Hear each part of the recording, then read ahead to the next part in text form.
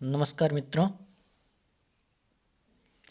आज अपन कक्षा 9 की हिंदी की पाठ्य पुस्तक क्षितिज, जिसका 9वां पाठ है कबीर,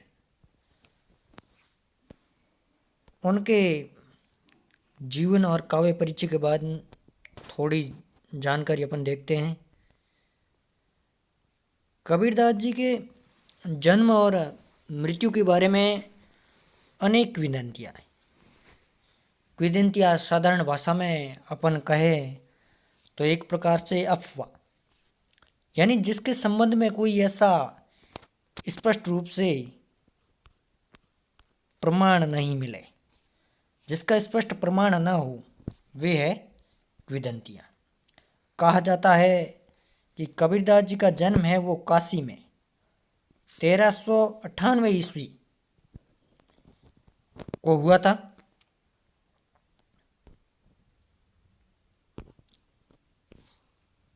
और उनका देहांत यानी उनकी मृत्यु 1518 के आसपास मगहर में मानी जाती है।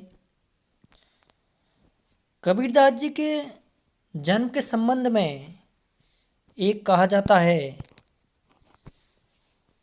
कि कबीरदास जी का जन्म एक ब्राह्मण विधवा कन्या से हुआ था। उस विधवा कन्या से होने के कारण उस विधवा ने अपनी लज्जा के मारे लहर ताल में उस बच्चे को फेंक दिया। लहर तारा कहाँ फेंका? लहर तारा तालाब में फेंक दिया। उसके बाद में वह बालक एक जुलाहे दंपति नीरू और नीमा को मिल जाता है। किसको? नीरू और नीमा।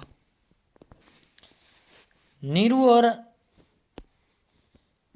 नीमा को मिल जाता है।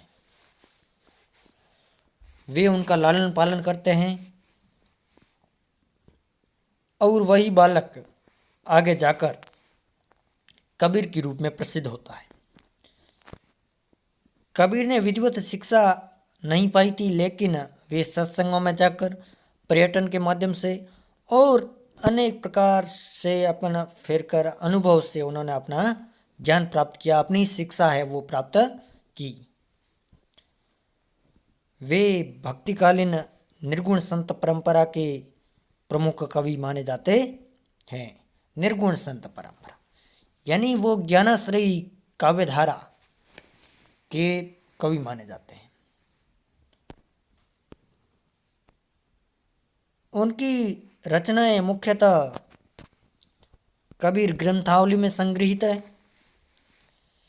किंतु कबीर पंथ में उनकी रचनाओं का संग्रह है वो बीजक ही प्रामाणिक माना जाता है। यानी उनकी रचनाओं का प्रामाणिक संग्रह क्या है?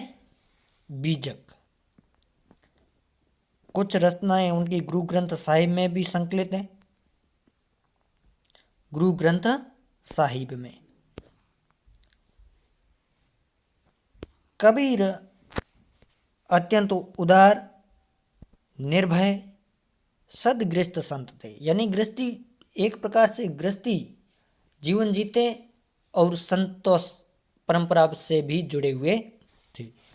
राम और रहीम की एकता में विश्वास रखने वाले कबीर ने ईश्वर के नाम पर चलने वाले हर तरह के पाखंड, भेदभाव और कर्मकांड का खंडन किया।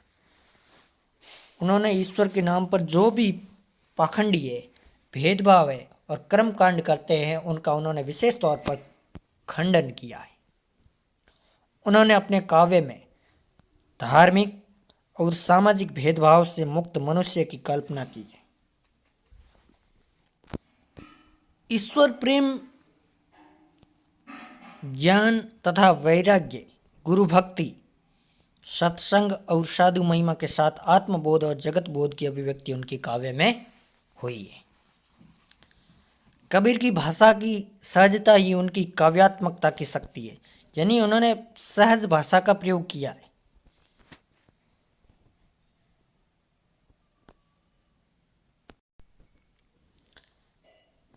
जन भाषा के निकट होने के कारण उनकी काव्य भाषा में दार्शनिक चिंतन को सरल ढंग से व्यक्त करने की ताकत है। कबीरदास जी के संदर्भ में हजारी प्रसाद द्विवेदी ने वाणी का डिक्टेटर भी कहा है। हजारी प्रसाद द्विवेदी ने कबीर के बारे में कहा कि कबीर है वो एक वाणी का डिक्टेटर है, तानाशाह है। डिक्टेटर का मतलब होता है तानाशाह। तो ये बात हजारी प्रसाद द्विवेदी ने कबीर के बारे में बताई।